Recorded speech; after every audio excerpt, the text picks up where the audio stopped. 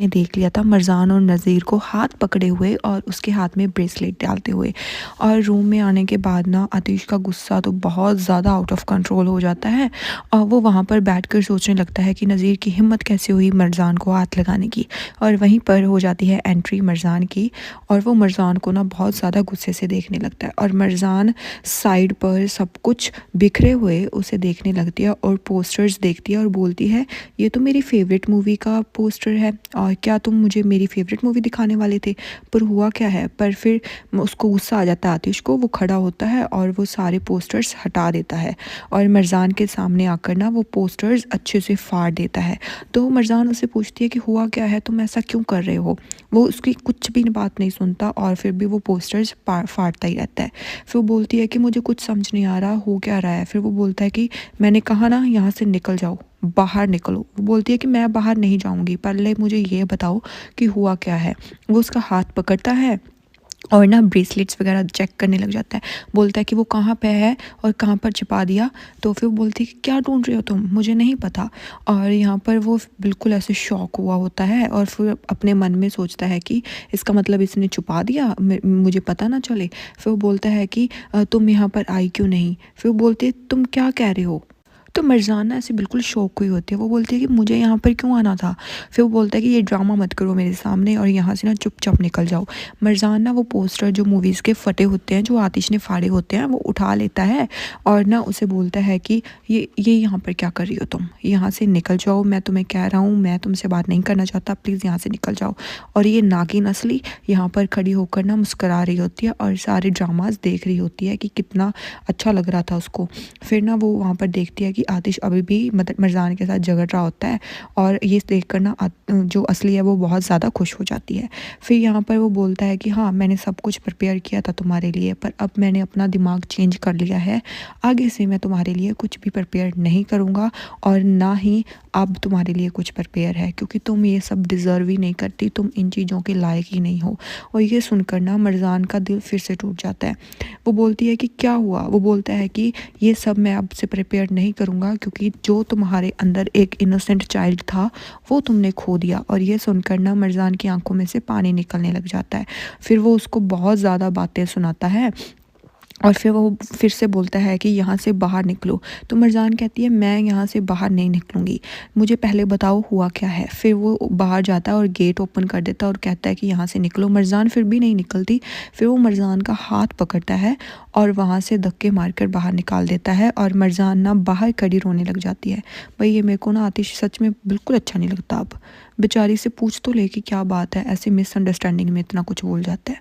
फिर ना उसके बाद मरजान अपने रूम में आ जाती है वापस और मरजान ना रोने लग जाती है और बहुत ज़्यादा रोती है और उसके हाथ में ना अभी भी वो मूवी का पोस्टर होता है। फिर वो सोचती है कि अगर उसने ये सब प्लान किया था, फिर उसने ये सब हटा क्यों दिया और ये सब कुछ ख़राब क्यों कर दिया। फिर वो सोचती है अभी फिर से कुछ ना कुछ हो गया और मुझे पता ही नहीं है कि हुआ क्या है और वो मुझे ऐसे डांट क्यों रहा था। अगर उसने ये सब प्लान किया था तो फिर कोई बात तो है जो उसने सब कुछ फाड़ के रख दिया और ये मूवी नाइट ख़त्म कर दी। फिर ना वो बाहर जाती है और बाहर जाकर ना बेचारी वो स्टडी रूम की तरफ देखती रहती है और सोचती रहती है कि हुआ क्या है। मुझे नहीं पता कि हुआ क्यों, वो इस तरीके से मेरे साथ बिहेव कर रहा है और उसने ऐसे क्यों बोला कि मेरे अंदर जो इनोसेंट चाइल्ड था वो ख़त्म हो चुका है। फिर नेक्स्ट मॉर्निंग का सीन दिखाया जाता है कि आतिश ना अभी भी स्टडी रूम में बैठा हुआ होता है और बहुत ज़्यादा सैड होता है।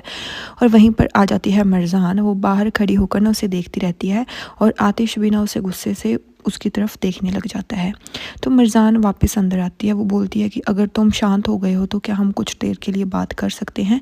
वो मरजान के हाथ की तरफ देखता है और ब्रेसलेट देखता है। फिर वो अपने मन में सोचता है कि तुमने वो ब्रेसलेट कहाँ छिपा दिया। फिर वो खड़ा हो जाता है।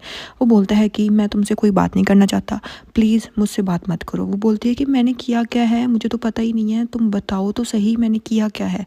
फिर वो बोलता है कि मैंने कहा ना मैंने तुमसे कोई बात नहीं करनी। वो बोलती है कि तुम फिर से हमारे बीच दीवारें खड़ी कर रहे हो, कल तक तुम ये सब कर रहे थे। फिर वो उसे रोक लेती है उसका हाथ पकड़कर। वो बोलता है कि तुम्हें क्या लगता है तुम मुझे रोक सकती हो। वो बोलती है कि तुम्हें पता है अगर मैं चाहूँ तो मैं तुम्हें रोक सकती हूँ। वो बोलता है कि अपनी लाइन क्रॉस मत करो, मैंने बोला ना अपनी लाइन क्रॉस मत करो और यहाँ से चली जाओ, मुझे तुमसे बात नहीं करनी। वो बोलती है कि क्या मतलब है तुम्हारा, वो बोलता है कि तुम मेरी बीवी हो एंड तुम करहान हो। वो बोलती है कि क्या मतलब करहान। वो कुछ नहीं बोलता और उसे उठाकर ना साइड पे रख देता है और वहाँ से गेट ओपन करता है, चला जाता है। फिर ना मरजान भी उसके पीछे पीछे जाती है। वो अपने सीक्रेट रूम में जाता है और मरजान भी वहीं आ जाती है। वो बोलती है कि मैं यहीं पर वेट करूँगी जब तक तुम मुझसे बात नहीं कर लेते। वो बोलता है कि क्या बोल रही हो। वो बोलती है कि यहीं तुम्हारा हाइड आउट है ना, यहाँ पर छुप जाते हो आकर तुम, मैं यहीं पर वेट करूँगी। वो बोलता है कि मैं अंदर जा ही नहीं रहा, मैं तो ऑफिस जा रहा हूँ। और इतना बोलकर वो वहाँ से चला जाता है। तो मरजान अभी भी उसका ना पीछे कर रही होती है और पीछे पीछे जाती है कि बोलती है कि मैं तो तुमसे बात करके रहूँगी, पहले मुझे बताओ हुआ क्या है। वो बोलता है कि मुझे नहीं बात करनी, तुम्हें समझ नहीं आ रहा क्या। फिर वो बोलती है कि तुम अपने अंदर रख रहे हो सब कुछ और मुझे पता ही नहीं है मैंने किया क्या है, फिर भी मुझसे गुस्सा हो, बताओ तो सही। फिर वो बोलता है कि कुछ भी किया हो मुझे तुमसे बात नहीं करनी। फिर वो मरजान वहाँ पर चुप हो जाती है और ना आतिश कुछ निकालने लगता है जेब से और उसकी ना चाबी नीचे गिर जाती है। फिर उसके बाद आतिश कार में जाकर बैठने लगता है तो उसका हाथ पकड़ लेती है। वो बोलती है कि तुमने अब हमारी मूवी के पोस्टर्स भी फाड़ दिए, कुछ तो हुआ है और तुम मुझसे बात क्यों नहीं करना चाहते, मैंने किया क्या है ये तो बता दो।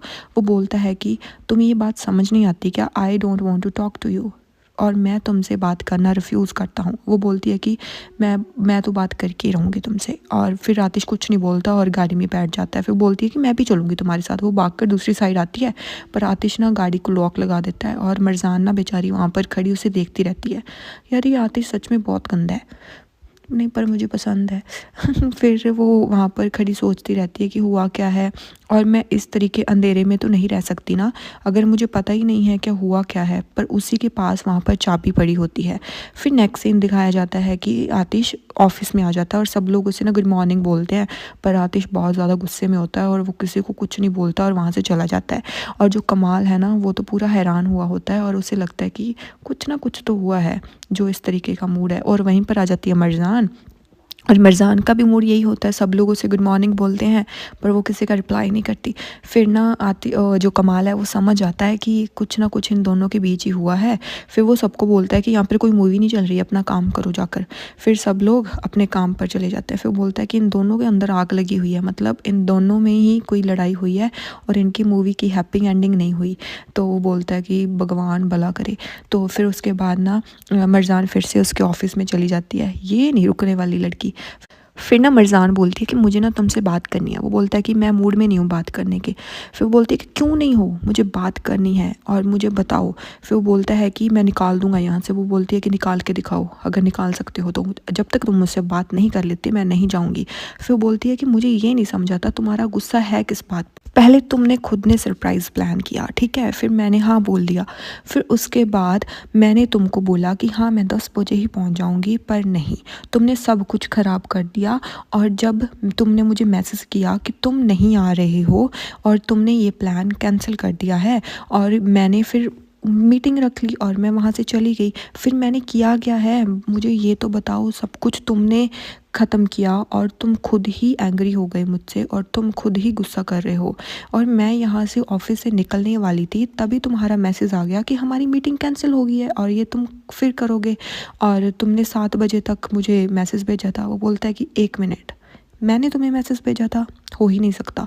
वो बोलती है कि तुमने मुझे भेजा था। वो बोलता है कि अच्छा दिखाओ। फिर वो बोलती है कि मेरा फ़ोन ख़राब हो गया है, उस पर पानी गिर गया था। फिर उसको ऐसे होता है कि हाँ मरजान झूठ बोलना बंद करो। फिर वो बोलता है कि ये देखो मेरे फ़ोन में देख लो मैंने कब तुम्हें मैसेज किया था। वो भी शॉक हो जाती है। वो बोलती है नहीं मैंने देखा था और मैं तुमसे झूठ क्यों बोलूँगी। फिर वो बोलती है कि मैंने मैसेजेस देखे थे। वो बोलता है कि मैंने कोई मैसेज नहीं किया और ये झूठ बोलना बंद करो, मुझे सब पता है कि तुम झूठ बोल रही हो। यार आतिश उस पर ट्रस्ट तो कर। फिर वो बोलती है कि प्लीज़ ट्रस्ट मी, और वो बोलता है कि यहाँ से निकल जाओ। वो बोलती है मैं नहीं निकलूँगी। फिर आतिश को ना फिर से गुस्सा आ जाता है और ना वो मरजान को उठाकर ना ऑफिस के बाहर ले जाता है और उसको उठा लेता है और सब लोग ना ऐसे शौक से उसे देख रहे होते हैं और मरजान बहुत ज़्यादा एम्बेरस हो जाती है ना, बहुत ज़्यादा एम्बेरस हो रही होती है। मरजान उसको बोलती है मुझे नीचे उतारो, और ना वो लिफ्ट के पास जाकर मरजान को नीचे उतार देता है। फिर मरजान उसे बोलती है कि क्या कर रहे थे तुम, सब लोग देख रहे थे, क्या कर रहे थे। फिर वो बोलता है कि अब मैं तुम्हें लास्ट बार बोल रहा हूँ, मुझे तुमसे बात नहीं करनी है और अब मेरे पास मत आना और ना ही मुझे तुम्हारी शक्ल दिखाना कुछ टाइम के लिए। मरजान कहती है वो मेरी मर्जी, मैं तुम्हें शक्ल दिखाऊं या ना दिखाऊं वो मैं सोचूंगी, और तुम मुझसे इतनी जल्दी पीछा नहीं छुड़वा सकते, ठीक है ना। और जब मेरा फ़ोन फिक्स हो जाएगा ना तब मैं तुम्हें मैसेजेस दिखाऊंगी। फिर सीन शिफ्ट होता है हैदर और नज़ीर पर। हैदर ना नज़ीर का वेट कर रहा होता है और वहीं पर नज़ीर आ जाता है। तो हैदर उसे बोलता है कि नज़ीर मेरे पैसे कहाँ पर है, मुझे मेरे पैसे चाहिए, हमारी बात इसी पर हुई थी कि तुम मेरे पैसे दोगे, और वो स्टोन्स तो हमने लॉस्ट कर दिए पर मैं पैसे नहीं छोड़ूंगा, मुझे उसके बदले में पैसे चाहिए ही चाहिए। तो नज़ीर कहता है तुम्हें पार्टनरशिप का पता नहीं है क्या? अगर मैं डूबा हूँ तो तुम भी मेरे साथ ही डूबे हो ना, अगर मुझे कुछ नहीं मिला तो तुम्हें भी कुछ नहीं मिलेगा। तो हैदर को ना इस बात पर बहुत ज़्यादा गुस्सा आ जाता है। वो उसे बोलता है कि तुम ऐसे मेरे साथ नहीं कर सकते, मुझे मेरे पैसे चाहिए, अगर मेरे पैसे मुझे नहीं मिले तो तुम अपना हिसाब लगा लेना। फिर हैदर और गुस्सा हो जाता है और ना नज़ीर का कॉलर पकड़ लेता है और बोलता है कि हम एक ही नाव में सवार हैं, अगर मैं डूबा तो नज़ीर सोचना मत कि तुम बच जाओगे, मैं मरजान को सब सच बता दूंगा कि आतिश को किडनैप करवाने में तुम्हारा हाथ था, मेरा नहीं। फिर नज़ीर मान जाता है कि ठीक है, तुम्हें तुम्हारे पैसे मिल जाएंगे, और हैदर ये बात सुनकर वहाँ से अंदर चला जाता है। फिर सीन शिफ्ट होता है असली और उसकी माँ पर। तो असली की माँ कहती है ना कि आई थी बड़ी मूवी देखने, ये डिज़र्व नहीं करती थी मूवी देखनी, तो अच्छा किया हम दोनों ने, और अभी हमारा बदला पूरा नहीं हुआ, जब तक हैदर नहीं हार जाता हमारा बदला कभी पूरा नहीं होगा। हम हैदर से उसकी बेटी, उसकी बीवी और इसका ये घर सब कुछ छीन लेंगे, तब जाकर हमारा बदला ये पूरा होगा। और फिर वो कहती है कि मेरे पास एक और प्लान है, प्लीज़ बैन मत करो, उनको पास आ जाने दो।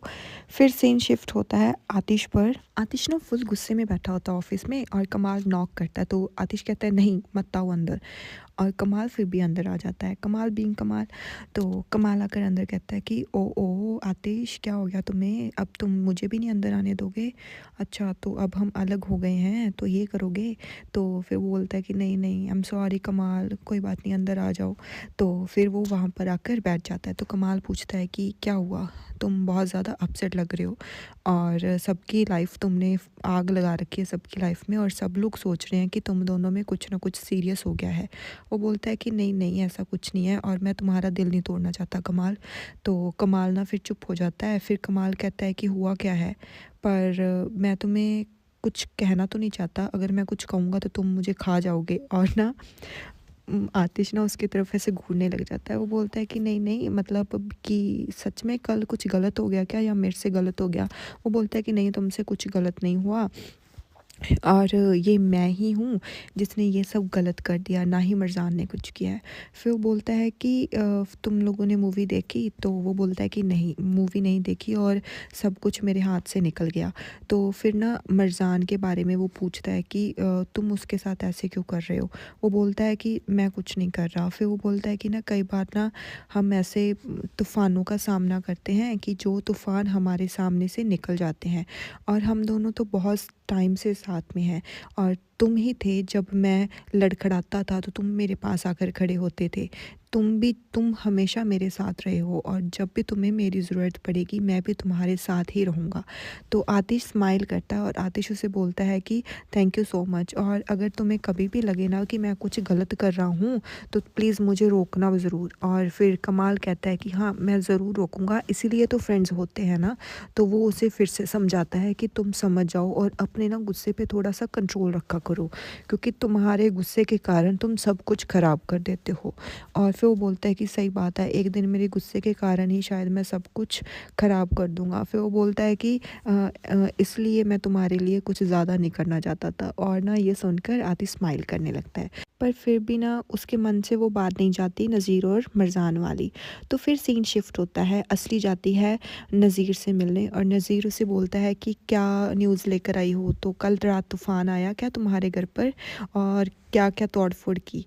तो असली पूरी ज़्यादा खुश हो जाती है, और वो बोलती है कि हाँ तूफ़ान तो कल आया, और बहुत ज़्यादा तोड़ फोड़ हुई है, और उसके साथ बिजलियाँ भी गरजी हैं जो कि मैंने उम्मीद भी नहीं की थी।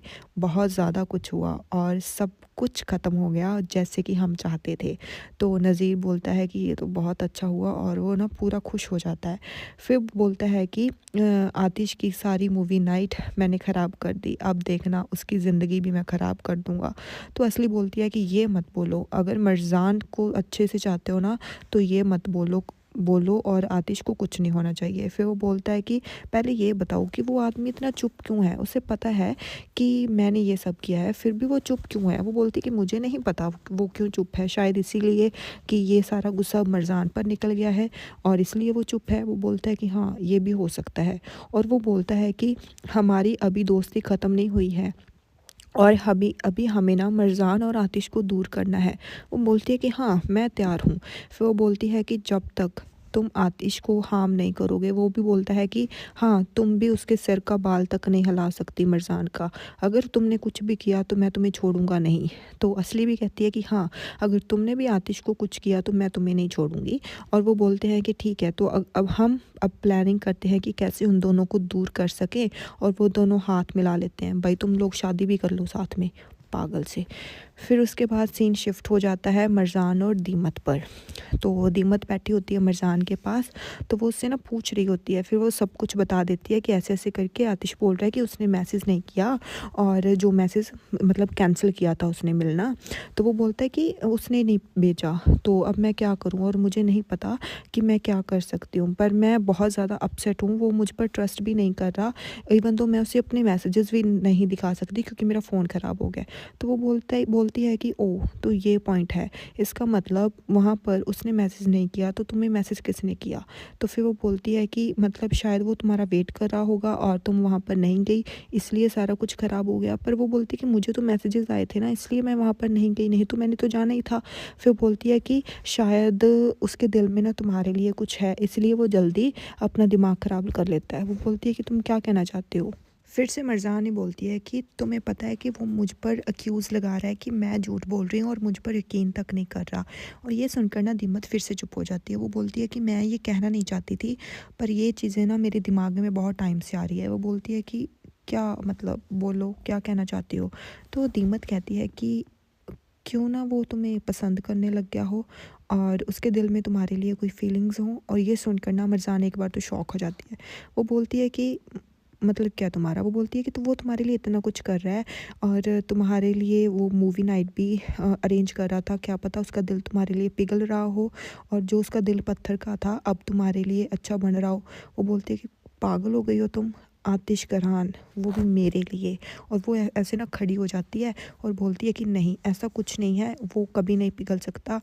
उसका जो दिल है ना, वो पत्थर नहीं पहाड़ है जिसे कोई भी नहीं तोड़ सकता, ना कि मैं ना कोई और।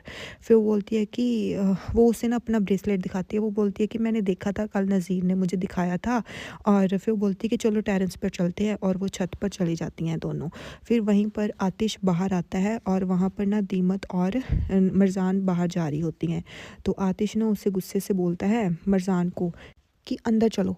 तो ये देखकर ना मरजान दीमत के कान में कहती है, तुम कह रही थी कि इसका दिल पिघल रहा है, देखो कैसे बोल रहा है मुझे, कम हेयर। तो फिर वो मुझसे फिर से बोलता है कि तुम्हें सुनाई नहीं दिया क्या, कम हेयर। और फिर मरजान उसको घूरने लगती है।